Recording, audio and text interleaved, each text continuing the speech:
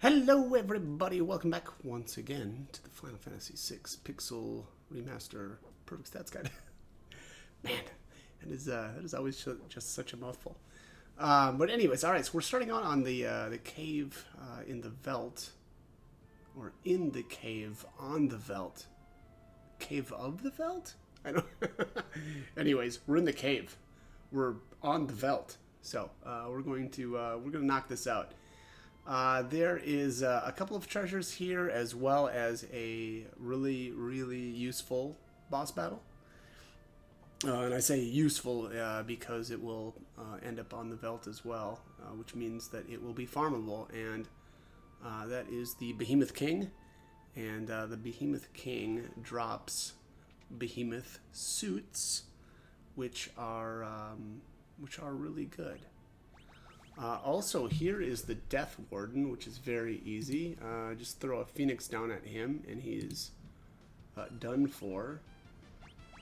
Let me just see here. I'm trying to look up the Behemoth suit bet. I can't remember what you bet it for, or what you get for betting it. Behemoth suit, Snow Muffler. That's right. Best armor in the game for Mog and Gao. There's the Tiger Fang. That's the best weapon for Sabin. Very, very powerful weapon. But yeah, anyways, Behemoth suits are, bettable for Snow Mufflers, and then the Snow Mufflers, I think you bet those for, oh man, Charm Bangle, which kind of useful, or at least one of them is. Excuse me, we already have one from the Imperial Banquet, but having a second one means that your third party for Kefka's Tower could also equip one without having to take it off of somebody else. I always get really annoyed when running through Kefka's Tower and having to constantly swap my single Charm Bangle onto somebody else from one of the other parties. So I would rather just have two of them and then set one of my characters up with it in each party and not have to do that and not have to swap back and forth constantly. I find that ends up getting really annoying. But all right, anyways, so I'm just setting myself up here for this battle. I'm gonna be stealing from the Behemoth King. So basically there's two versions. There's a live version and then there's like an undead version. And the live version actually has one of Cyan's katanas. I don't remember which one off the top of my head. It's not great, though. None of Cyan's katanas are all that great, so maybe I'm not really saying much there, but anyways. I'm also, I think I end up morphing the undead version as well. I don't think I got the good reward, but we'll just see here. These wounds are awful. Arf. Alright, here he is. So he is vulnerable to Imp and I believe Stop, or is it Sleep? Let's take a look here. Actually, you know what? I'm sure I'll be casting here in a second. And then I cut out a bunch of my steal fails as well. I didn't find that sitting here for 10 minutes watching me attempt to steal a mediocre katana was going to be all that fun to watch. But yeah, it's Stop. Okay, so one of the deals here also with imping enemies is that normally when you imp something, it'll use criticals on you, or it'll critically hit you, and so you want to be protected against that. So hence the invisible status on everybody. And then on top of that, usually what I do is I just stop him, to make sure that he can't, because that he can't do anything. And then he'll randomly remove his imp status, which is kind of wild. But at that point, then I just stop him and then reapply imp. The good thing about that is it's like a more obvious indication that he's not stopped anymore, right? So that at least is kind of nice to be. There it is, the Mirasame. I don't remember which one that is. I'll take a look here. I'm actually leveling Cyan right now on my my other screen. So let's take a look here. Mirasame. I have 3 of them. Okay, so that one, oh, that comes from the floating continent. Wow, that's a really lame steal for this point in the game. Wow, yeah, that's really disappointing. I mean, jeez. Well, anyways, you can steal a junk katana.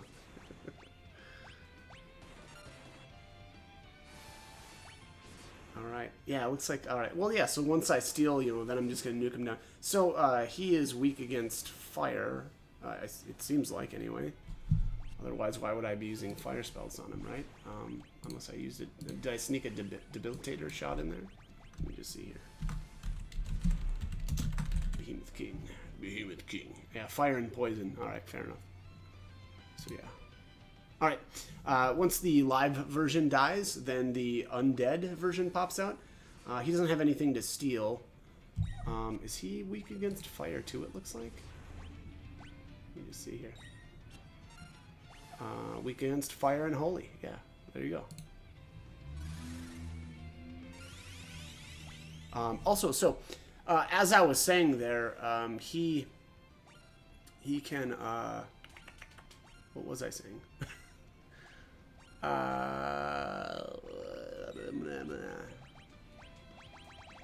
Jeez.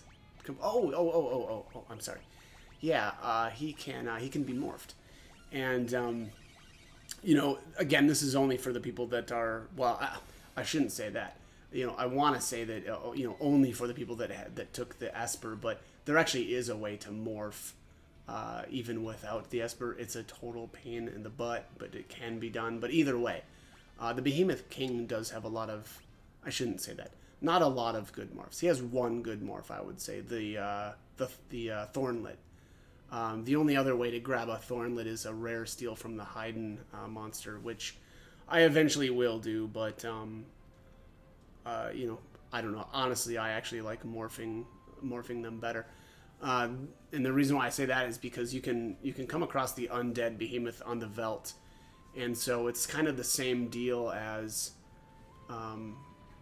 yeah, I guess farming anything else. You know, you save before the pack, you know, get into the fight with the behemoth, try to morph him. Okay, if it fails or you don't get the item that you want, then you just reset. You know, and the process is really actually pretty quick. I had a lot better luck trying to morph him than I did trying to steal from Haydn. Again, it's a rare steal from Haydn, and Haydn has a common, like a teleport stone. So that method, I think, takes a lot longer. But you know, I don't know. Again, if you don't have the Esper, then stealing is going to be the way to go. But all right, so we have successfully saved Shadow, and here is you know, obviously a scene from when he left you know, Themasia here, and you know, he tries to get Interceptor to stay behind with Realm, but you know, Interceptor comes with him. So at this point, what we need to do is go to the Colosseum and bet the Ichigeki, and we will fight Shadow and finally recruit him then and there. So we'll do that, though I'm gonna make a quick stop on the Veldt because I wanted to show you guys the undead version popping up there now. And again, the great part about that is you know, we'll be able to farm as many behemoth suits as we want. I'll be honest, I'm not as wild about that armor as I was originally. You know, it can only be worn by Strago and Realm, and I just think that there's better robes for them. You know, it often gets you know, put on them through the optimize function, but that's because, you know, optimize goes for stats a lot, but it doesn't give you any sort of evasion, which is something that I like. But all right, so anyways, here is again, if you you know, have again the Ragnarok Esper, you can morph these guys. I think it's something like 50% of the time you'll get the Cursed Ring, 25% of the time you'll get a Lich Ring, and then the other 25 is the Thornlet. I definitely think that the Thornlet is by far the most useful of his morphs. And again, I actually really like morphing him instead of trying to get those Thornlets from Haydn. I just that the whole process is really obnoxious, and especially like if you're trying to get multiple, because Haydn, there's a whole process to get him to spawn, and then you have to go through a dungeon, and I don't know, collect all that freaking coral from all the chests, and it's just really annoying. So I actually really like this method, but it's not going to be an option for everybody. So. Anyways, there it is. There's the Thornlet, and by the way, so the Thornlet is an okay helmet. It does sap though, which I don't love, but you can bet it for the Miracle Vest, and I really like that armor. I think that it's fantastic. It's 6 agility. Pretty much anybody can wear it, and then it gives the user the image. I don't know if that's the image part of it is even useful though. I feel like it might be broken right now.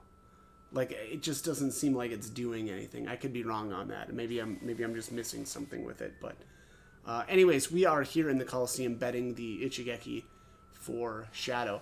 I actually I had an old file where what did I do?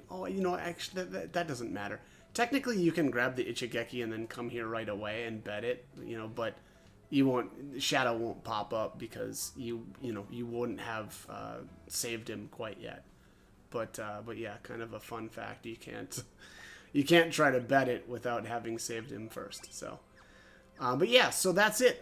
We have now recruited Shadow now permanently for the World of Ruin, and there is no worry about him taking off on us, which was a constant issue in the World of Balance. So. I think Shadow's a fantastic party member. His evasion is through the roof. He's got really good agility. I just think and then on top of that, he's got Interceptor taking hits for him. So honestly, I think he's an overpowered character. So it's a good thing that we've got him now. And of course, I never use him. So all right. Anyways, I'm out of time for this one. So as always, hope the guide was helpful and hope you join me for more videos. Thanks for watching.